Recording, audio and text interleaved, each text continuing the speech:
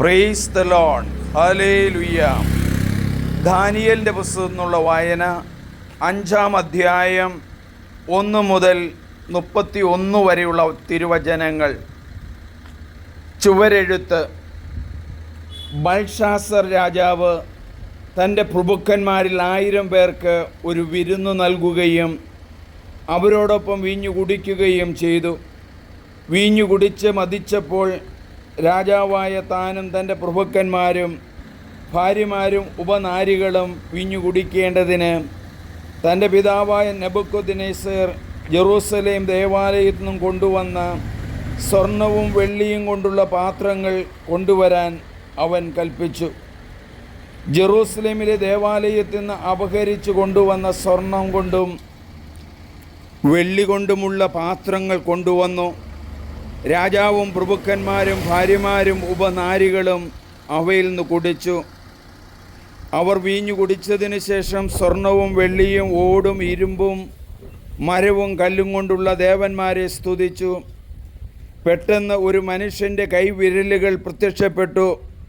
ദീപപീഠത്തിനു നേരെ രാജകൊട്ടാരത്തിൻ്റെ മിനുത്ത ഭിത്തിയിൽ എന്തോ എഴുതിക്കൊണ്ടിരുന്ന കൈപ്പത്തി രാജാവ് കണ്ടു. രാജാവ് വിവരണനായി. അവൻ ചിന്താതീതനായി. കൈകാലുകൾ കുഴയുകയും മുട്ടുകൾ കൂട്ടി ഇടിക്കുകയും ചെയ്തു. അഭിചാരകരെയും കൽദായരെയും ജ്യോതിഷന്മാരെയും വരുത്താൻ അവൻ വിളിച്ചു പറഞ്ഞു. രാജാവ് ബാബിലോണിലെ ജ്ഞാനികളോട് പറഞ്ഞു, ഈ എഴുത്ത് വായിച്ച് വ്യാഖ്യാനിച്ചു തരുന്നവനെ ധൂമ്രവസ്ത്രം ധരിപ്പിച്ച് കഴുത്തിൽ പൊന്മാല ചാർത്തി രാജ്യത്തിൻ്റെ 3-ാം ഭരണാധികാരിയായി ആക്കുന്നതാണ്. രാജാവിൻ്റെ ജ്ഞാനികളെല്ലാം എത്തിയെങ്കിലും അവർക്കാർക്കും എഴുത്ത് വായിക്കാനോ വ്യാഖ്യാനിക്കാനോ കഴിഞ്ഞില്ല. അപ്പോൾ ബൽഷാസർ രാജാവ് അത്യന്തം അസ്വസ്ഥനായി. അവൻ വിവരണനായി. തൻ്റെ പ്രഭുക്കന്മാരും പരിഭ്രാന്തരായി. രാജാവിൻ്റെയും പ്രഭുക്കന്മാരെയും സംസാരം കേട്ട് രാജ്ഞി വിരുന്നുശാലയിലെത്തി. അവൾ പറഞ്ഞു, രാജാവ് നീണാൾ വാഴട്ടെ. നിന്റെ വിചാരങ്ങൾ നിന്നെ അസ്വസ്ഥനാക്കുകയോ നിന്നെ വിവരണനാക്കുകയോ ചെയ്യാതിരിക്കട്ടെ. നിന്റെ രാജ്യത്ത് വിശുദ്ധ ദേവന്മാരുടെ ആത്മാവുള്ള ഒരുവനുണ്ട്. നിന്റെ പിതാവിൻ്റെ കാലത്ത് ദേവന്മാരുടേതുപോലുള്ള തെളിഞ്ഞ ജ്ഞാനവും അറിവും അവനിൽ കാണപ്പെട്ടിരുന്നു. അസാധാരണമായ ബുദ്ധിയും വിജ്ഞാനവും സ്വപ്നങ്ങൾ വ്യാഖ്യാനിക്കാനും ഗൂഢാർത്ഥവാക്യങ്ങൾ വിശദീകരിക്കാനും പ്രശ്നങ്ങൾ പരിഹരിക്കാനും വേണ്ട അറിവും താൻ ബെൽത്ശാസർ എന്ന് വിളിച്ചിരുന്ന ദാനിയേൽ എന്നിവ ഇവനിൽ ഉണ്ടെന്ന് കണ്ട് അങ്ങയുടെ പിതാവായ നെബൂഖദ്നേസർ രാജാവ് അവനെ മന്ത്രവാദികളുടെയും അഭിചാരകരുടെയും കൽദായരുടെയും ജ്യോതിശാസ്ത്രജ്ഞരുടെയും തലവനാക്കിയിരുന്നു. ഇപ്പോൾ ദാനിയേലിനെ വിളിക്കുക, അവൻ വ്യാഖ്യാനം അറിയിക്കും. ദാനിയേലിനെ രാജസന്നിധിയിൽ കൊണ്ടുവന്നു. രാജാവ് ദാനിയേലിനോട് ചോദിച്ചു, രാജാവായ എൻ്റെ പിതാവ് യൂദായിൽ നിന്ന് കൊണ്ടുവന്ന യഹൂദ പ്രവാസികൾ ഒരുവനായ ദാനിയേൽ നീ തന്നെയല്ലേ?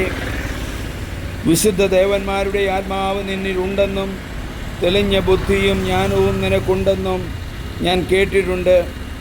ഈ എഴുത്ത് വായിച്ച് അതിൻ്റെ അർത്ഥം പറയുന്നതിനു വേണ്ടി ജ്ഞാനികളെയും അഭിചാരകരുടെയും എൻ്റെ മുമ്പിൽ കൊണ്ടുവന്നു.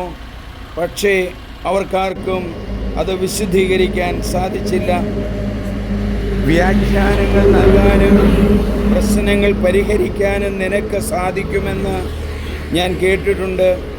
ഇപ്പോൾ ഈ എഴുത്ത് വായിച്ച് അതെനിക്ക് വ്യാഖ്യാനിച്ച് തരാൻ നിനക്ക് കഴിഞ്ഞാൽ ധൂമപത്ര വിഭൂഷിതനായി കഴുത്തിൽ പൊന്മാല ചാർത്തി നീ രാജ്യത്തിൻ്റെ 3-ാം ഭരണാധികാരിയാകും. ദാനിയേൽ രാജസന്നിധിയിൽ ഉണർത്തിച്ചു, നിന്റെ സമ്മാനങ്ങൾ നിന്റെ കയ്യിൽ തന്നെ ഇരുന്നു കൊള്ളട്ടെ. മറ്റാർക്കെങ്കിലും കൊടുത്തേക്കൂ. ലിഖിതം വായിച്ച് അർത്ഥം ഞാൻ പറഞ്ഞു തരാം. രാജാവേ, അത്യുന്നതനായ ദൈവം നിന്റെ പിതാവായ നെബൂഖദ്നേസറിന് രാജ്യത്വവും മഹത്വവും പ്രതാപവും ആധിപത്യവും നൽകി. അവിടുന്ന് അവന് കൊടുത്ത മഹത്വം നിമിത്തം എല്ലാ ജനതകളും ജനപദങ്ങളും ഭാഷക്കാരും നിന്റെ മുമ്പിൽ ഭയപ്പെട്ടു വിറച്ചു. അവൻ ഇഷ്ടാനുസരണം കൊല്ലുകയോ ജീവിക്കാൻ അനുവദിക്കുകയോ ഉയർത്തുകയോ താഴ്ത്തുകയോ ചെയ്തു പോന്നു. എന്നാൽ അവൻ അഹങ്കരിക്കുകയും ഹൃദയം കഠിനമാക്കുകയും ഗർവോടെ പ്രവർത്തിക്കുകയും ചെയ്തപ്പോൾ രാജസിംഹാസനത്തിൽ നിന്ന് അവൻ ബഹിഷ്കൃതനായി. അവന് മഹത്വം നഷ്ടപ്പെട്ടു. അവൻ മനുഷ്യരുടെ ഇടയിൽ നിന്ന് ഓടിക്കപ്പെട്ടു. അവൻ്റെ മനസ്സ് മൃഗതുല്യമായി. അവൻ്റെ വാസം കാട്ടുകഴുതകളോടൊത്തായി. അവൻ കാളയെപ്പോലെ പുല്ല് തിന്നു. ആകാശത്തിലെ മഞ്ഞുകൊണ്ട് അവൻ്റെ ദേഹം നനഞ്ഞു. അത്യുന്നതനായ ദൈവമാണ് മനുഷ്യരുടെ രാജ്യം ഭരിക്കുന്നതെന്നും അവിടുന്ന് ഇച്ഛിക്കുന്നവരെയാണ് അധികാരമേൽപ്പിക്കുന്നതെന്നും മനസ്സിലാക്കുന്നതുവരെ അവൻ അങ്ങനെ കഴിഞ്ഞു. എന്നാൽ അവൻ്റെ പുത്രനായ നീ ഇതെല്ലാം അറിഞ്ഞിട്ടും നിൻ്റെ ഹൃദയം വിനീതമാക്കിയില്ല. സ്വർഗത്തിൻ്റെ കർത്താവിനെ നീ വെല്ലുവിളിച്ചു. അവിടുത്തെ ആലയത്തിലെ പാത്രങ്ങൾ കൊണ്ടുവന്ന നീയും നിൻ്റെ പ്രഭുക്കന്മാരും ഭാര്യമാരും ഉപനാരികളും അവയിൽ നിന്ന് വീഞ്ഞു കുടിച്ചു. വെള്ളി, സ്വർണം, ഓട്, ഇരുമ്പ്, മരം, കല്ല് എന്നിവ കൊണ്ടുള്ള കാണാനോ കേൾക്കാനോ അറിയാനോ കഴിവില്ലാത്ത ദേവന്മാരെ നീ സ്തുതിച്ചു. എന്നാൽ നിൻ്റെ ജീവനെയും നിൻ്റെ മാർഗങ്ങളെയും നിയന്ത്രിക്കുന്ന ദൈവത്തെ നീ ആദരിച്ചില്ല. അതുകൊണ്ട് അവിടുത്തെ സന്നിധിയിൽ അയക്കപ്പെട്ട ഒരു കരം ഇത് എഴുതിയിരിക്കുന്നു. ആ ലിഖിതം ഇതാണ്: മേനെ മേനെ തെഖേൽ പാസീൻ. ഇതാണ് അതിൻ്റെ അർത്ഥം. മേനെ, ദൈവം നിൻ്റെ രാജ്യത്തിൻ്റെ നാളുകൾ എണ്ണുകയും അതിൻ്റെ അവസാനം കുറിക്കുകയും ചെയ്തിരിക്കുന്നു.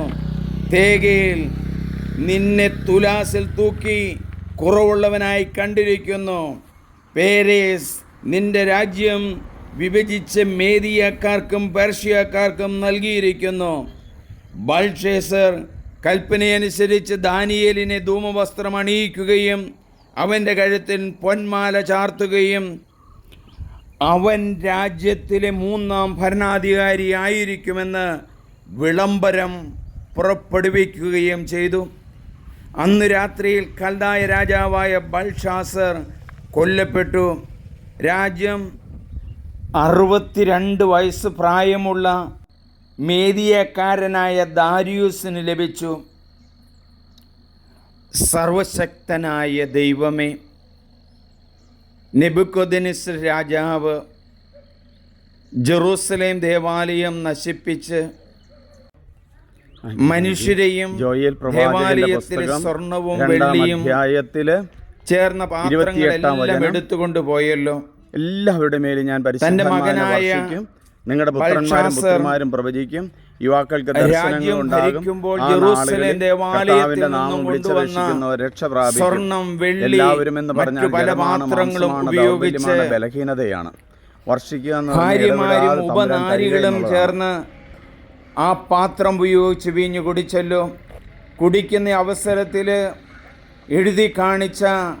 കൈകൊണ്ട് എഴുതി കാണിച്ച വചനം ഈ അവസരത്തിൽ ഞങ്ങൾ ഓർക്കുന്നു. മേനെ മേനെ തെഖേൽ പാസീൻ. ദൈവം നിന്റെ രാജ്യത്തിൻ്റെ നാളുകൾ എണ്ണുകയും അതിൻ്റെ അവസാനം കുറിക്കുകയും രാജ്യം മുഴുവൻ നഷ്ടപ്പെടുകയും രാജാവ് ബൽഷാസർ മരിക്കുകയും ചെയ്തല്ലോ. ദേവാലയത്തിൻ്റെ വിശുദ്ധിയും പരിമളതയും മഹത്വവും കാത്തുസൂക്ഷിക്കാനും ദൈവത്തിൻ്റെ ഭവനങ്ങളിൽ നിന്ന് ഒന്നും എടുക്കാൻ പാടില്ല എന്നുള്ള വലിയ സത്യവുമാണല്ലോ കാണിച്ചു തരുന്നത്. ഇന്നും ഇതുപോലെയൊക്കെ ദൈവമേ, ദൈവത്തിന് സമർപ്പിക്കപ്പെട്ട സ്ഥലങ്ങൾ ദുരുപയോഗിക്കുമ്പോൾ കുടുംബത്തിനും വീടുകൾക്കും പാപത്തിൻ്റേതായ മേഖലകളുണ്ട് ദൈവമേ പല അനുഭവങ്ങൾ ഞങ്ങൾക്ക് കാണാൻ സാധിക്കുന്നല്ലോ. ദേവാലയത്തെ വിശുദ്ധിയോടെ കാണാനും വിശുദ്ധിയോടെ പ്രവേശിക്കാനും ഞങ്ങളെ സഹായിക്കണമേ. ദൈവം നിങ്ങളെ അനുഗ്രഹിക്കട്ടെ. എൻ്റെ പേര് സണ്ണി പുൽപ്പറമ്പിൽ CMI. എല്ലാവരും ഇത് സബ്സ്ക്രൈബ് ചെയ്യണം, ഷെയർ ചെയ്യണം. ദൈവവചനം വളർത്തുക മാത്രമല്ല, ഈ വചനം നിങ്ങൾ മറ്റുള്ളവർക്ക് കൊടുക്കണം. ദേവാലയത്തിൻ്റെ പരിശുദ്ധി, ആരാധനാലയങ്ങളുടെ പരിശുദ്ധി കാത്തു സൂക്ഷിക്കാൻ ദൈവത്തിന് സമർപ്പിക്കപ്പെട്ട സ്ഥലം വിശുദ്ധിയോടെ കാത്തു സൂക്ഷിക്കാം.